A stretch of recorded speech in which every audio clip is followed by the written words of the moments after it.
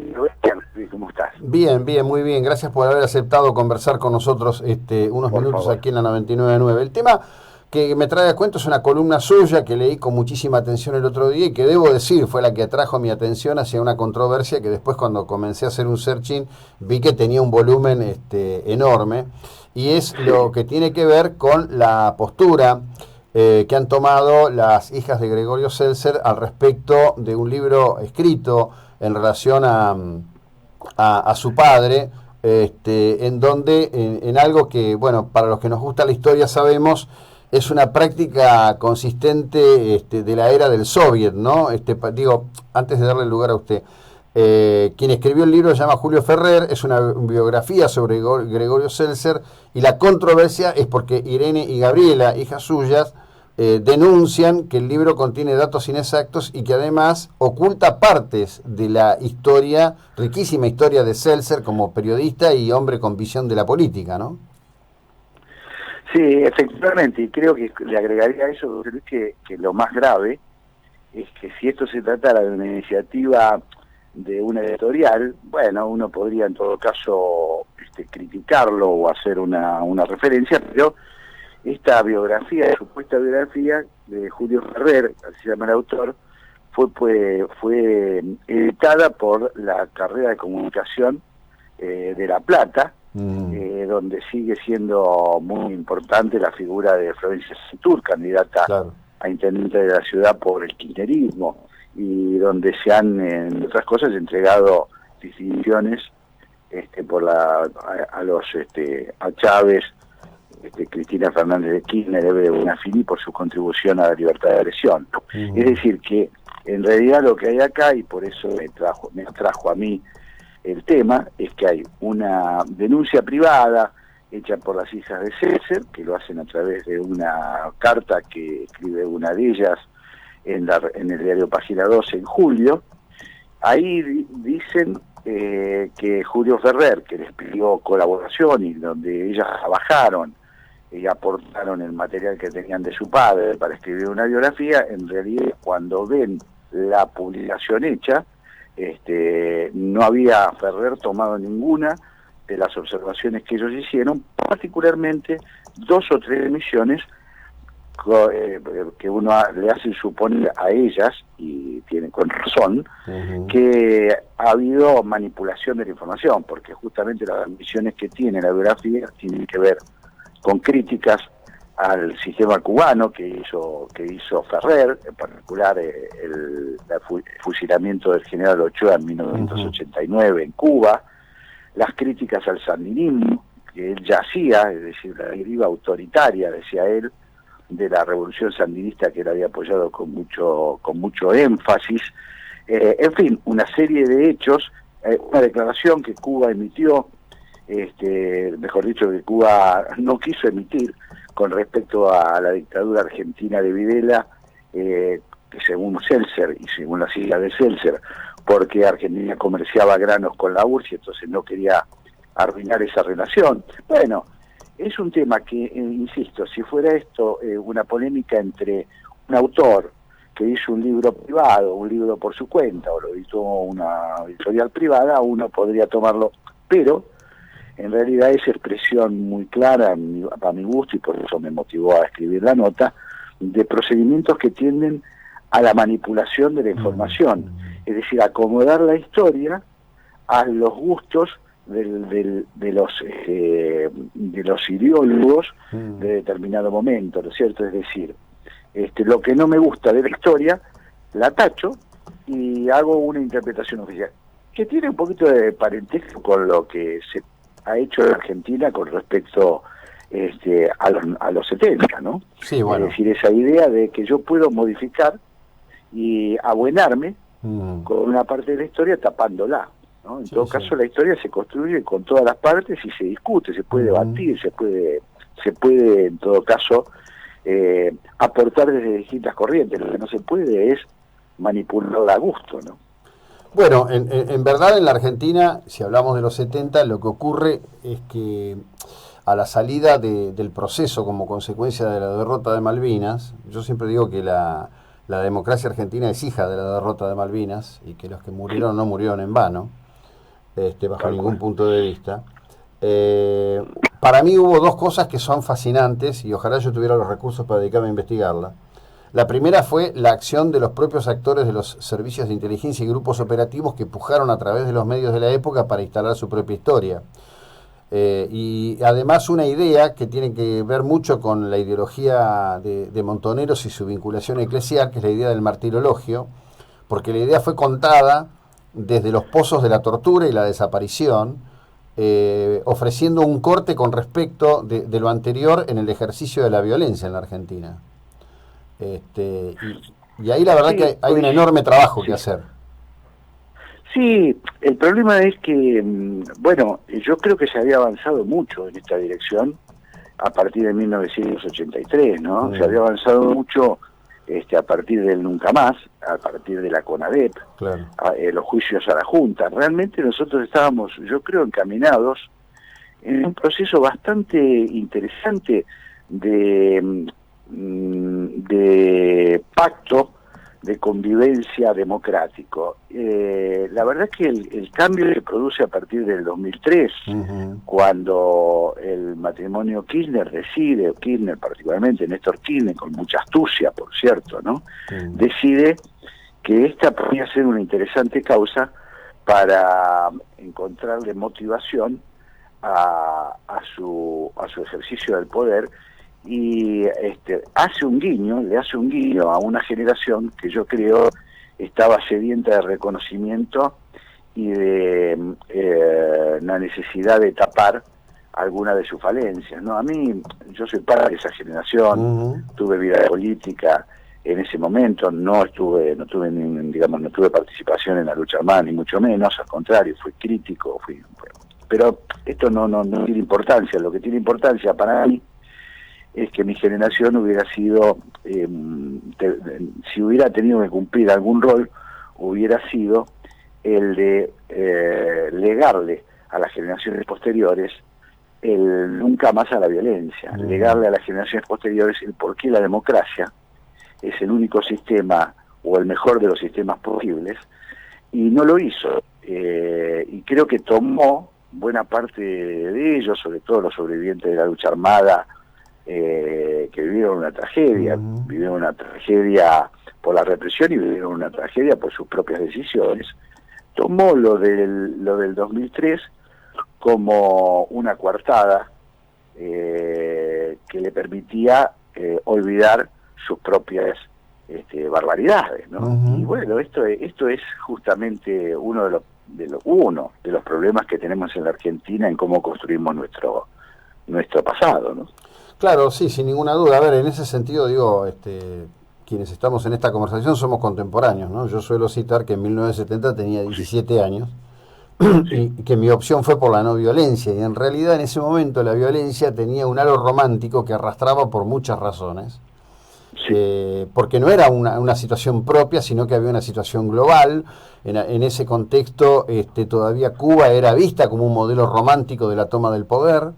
La derrota de Estados Unidos en Indochina y la visión unicista, en el sentido de que había un solo imperio y que ese imperio era el que se debía combatir, ¿no? Había un contexto que favorecía esto, y la verdad que haberlo resistido, no porque uno tuviera una gran conciencia política a los 17, 18 años, vaya a saber por qué, a lo mejor por lo que mamó en la casa, a lo mejor vaya a saber por qué. Es todo un dato al día de hoy. Yo el otro día en una página de Twitter que hablaban de estas cuestiones, rara vez lo hago, pero me sentí tentado a hacerlo porque dije, miren, no todos tomamos la opción de la violencia. Algunos siempre creímos que la opción de la violencia era una opción errada y era una opción siniestra, en definitiva, ¿no? Y la historia lo avala. Sí, con lo cual yo creo que está muy bien lo que usted dice, en el sentido de ponerlo en el contexto de la época, ¿no? En la época, y sobre todo en América Latina, a partir de una decisión donde tuvieron mucho que ver Cuba, no solo por el ejemplo de su propia revolución, sino que también por una decisión de Fidel Castro de generar, de Fidel Castro a través del Che y a través de otras expresiones, de generar en América Latina, bueno, lo que en aquel momento se generar Vietnam, distintos focos revolucionarios en América Latina. Había efectivamente una propensión a la vía armada y todavía un sueño de que la revolución socialista podía resolver las inequidades que había en las sociedades capitalistas del mundo y en particular en América Latina. Pero efectivamente no solamente el fracaso de la lucha armada, sino el fracaso de esa vía revolucionaria, porque es el fracaso de Cuba, en todo caso también el que nos hace abrir los ojos, es el fracaso del sistema socialista, lo que se llamó el sistema socialista real, que no resolvió el problema de la inequidad, que quitó libertades y que tuvo una vida de 70 años, que no generó una sociedad mejor, ni mucho menos. Por lo tanto, uno cuando habla de estas cosas, sobre todo que ya ha pasado suficiente tiempo como para analizarlas sin tanto peso de la emoción, debería ser para concluir en que, bueno, hay cosas que efectivamente no fueron buenos caminos, que generaron heridas profundísimas en nuestras sociedades, y lo que es peor, no nos dejaron mejores sociedades, nos dejaron peores sociedades. Sí. Es decir, nosotros estamos peor que en aquellas circunstancias, por lo menos en algunos aspectos, ¿no? Por lo menos en algunos aspectos. Por suerte, hemos consolidado en el caso de la Argentina el sistema democrático, por suerte hemos resuelto algunas cuestiones que eran fundamentales, carencias de los 70. Pero me parece que en todo caso, acá el problema más grande es cuando se intenta clausurar la discusión, ¿no? Cuando se intenta prepotear la discusión y decir, bueno, la verdad que estuvo fenómeno todo lo que hicimos en los 70, fue bárbaro, porque además estamos transmitiendo un mensaje, ¿no? Es decir, la democracia es una circunstancia y lo que vale es el supuesto heroísmo de aquellos que en los 70 decidieron violar la convivencia, el diálogo, etcétera, etcétera, y volcarse a una lucha fratricida, ¿no? Me parece que y eso no nos permite ni siquiera analizar. Bueno, ese justo hay una nota de Balsa muy interesante de Clarín, donde habla del copamiento al cuartel de Formosa y de la muerte de soldados conscriptos, ¿no es cierto?, que murieron defendiendo ese cuartel en manos de un ataque demencial de montoneros. Bueno, esto hoy no se puede, todavía es políticamente incorrecto decirlo. Es una cosa insólita. Todavía Balsa sale a reivindicar, Balsa, general de la Nación, comandante y jefe del ejército durante la democracia, el tipo que aplastó a los carapintadas en los 90, embajador del kirchnerismo, digo, es decir, no estoy hablando de un hombre del proceso militar, y sin embargo él sale a decir, le debemos un monumento a esos soldados de Formosa. Acá eso quedó en el olvido, no recibieron ni siquiera una atención económica a las familias. Es decir, estas son las aberraciones que se cometen en nombre de una supuesta de lo que se supone que es políticamente correcto, ¿no? Y eso me parece muy serio. Y volviendo al tema Seltzer, es lo mismo. Claro. Es decir, agarremos la historia, la amasamos un poquito, le ponemos un poco de condimento y la sacamos al uso nuestro, ¿no? Y no solo esto, con el libro de Ferrer, que se armó alguna polémica en los circuitos de la izquierda, la defensa que hacen del libro Estela Caloni, que es una intelectual muy amiga de los cubanos, muy reivindicada por los cubanos y por Granma, en Argentina, ¿no? Nacida justamente en Entre Ríos. La defensa que hace Estela Caloni es las hijas de Seltzer, no respetan la historia de su padre y se prestan a una guerra de acción psicológica. O sea, como en los tiempos soviéticos, las hijas, digo, las personas de mayor cercanía que quedan vivas de Gregorio Seltzer serían unas traidoras que están contribuyendo a la acción psicológica, usando la memoria de su padre. Stella Caloni es más dueña de la memoria de Gregorio Seltzer que las hijas de Gregorio Seltzer. Esto es insólito. Sí. Es insólito, pero no me asombra. No, pero a ver, hay una línea, si me permite, hay una línea de continuidad en este tipo de pensamiento, en este sentido. A ver, usted lo cita en su excelente columna en La Nación. Digamos, esto empieza con el régimen de Stalin. Esto tiene que ver no solo con la eliminación de Trotsky, sino con la eliminación en imagen, historia y relato de todos los condenados de los juicios de Moscú. Digamos, era una práctica de carácter sistémico, ¿no? Como fue una práctica de carácter sistémico durante los 70 años del Soviet, la construcción, por ejemplo, de los éxitos extraordinarios únicos de Stalin, que teóricamente había inventado el teléfono, la lámpara, qué sé yo. Digo, y la verdad que eso ha quedado como un dato cultural muy intenso y muy fuerte. Hoy todavía es muy difícil encontrar citas al respecto de la Cuba contemporánea que hagan expresa mención de que allí no hay democracia, no hay libertad de opinión, no hay libertad de reunión, de que, por ejemplo, la población negra es discriminada y perseguida. Digo, es muy fuerte este tema. La larga saga de la imposición de este modo de entender la realidad y construir la historia está muy presente entre nosotros.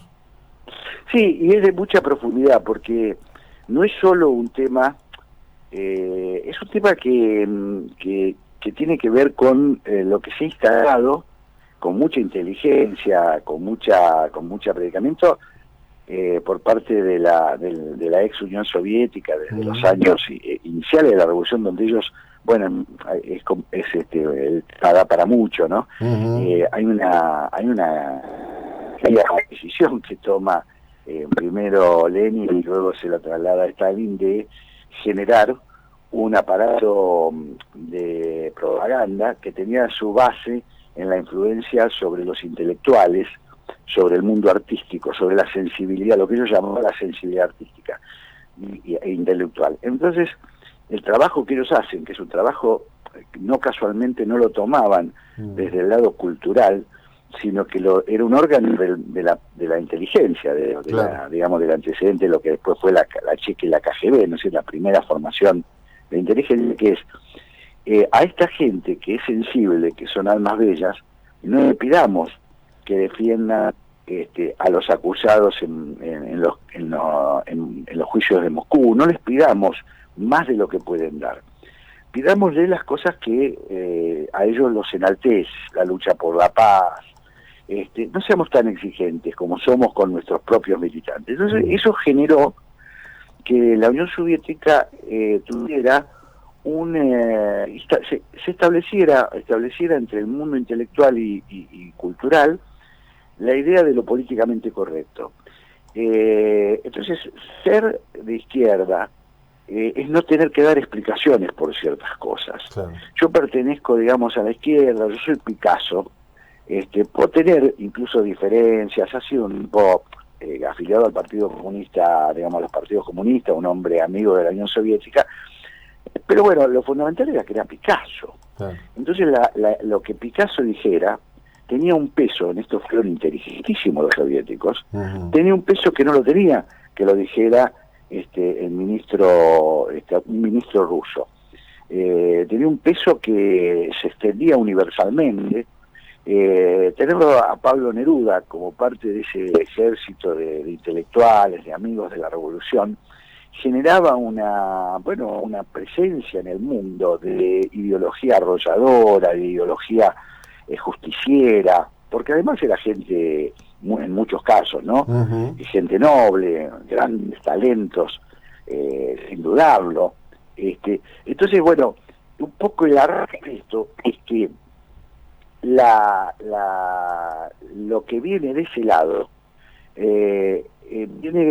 viene con aguas cristalinas, es un río de aguas cristalinas, y esto fue fue convenciendo a tal punto que incluso intelectuales críticos, como Sartre, que fue muy crítico después de la Unión Soviética, durante muchísimos años se negaron a firmar petitorios por los crímenes cometidos por Stalin. Tardaron muchísimo en reconocer los crímenes de Stalin, ¿no? Esto en el mundo entero fue así. Sí, sí. Es decir, que se hizo una especie de diferenciación.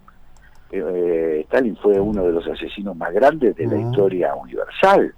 Y sin embargo, hoy todavía no es lo mismo hablar de Hitler que hablar de Stalin. No es lo mismo hablar de los crímenes de los nazis que hablar de los crímenes del estalinismo. Con el estalinismo hay que decir, bueno, sí, pero ¿no? Es una cosa muy interesante para estudiar, que es esto que hacen, por esa razón, Estela Caloni, digamos, la biografía de Ferrer, de la que hablábamos, sobre Celser, la supuesta biografía, en realidad le tira a las hijas esta idea de que las traidoras, las que están en falsa escuadra, son ellas.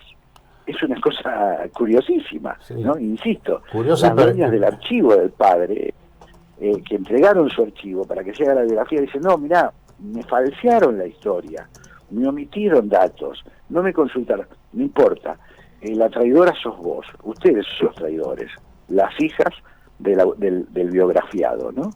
Totalmente. Gracias por estos minutos y esta notable ilustración de época, Jorge, muy amable, buena jornada. Al contrario, ha sido un placer, muchas gracias. Bueno, Jorge Sigal es periodista.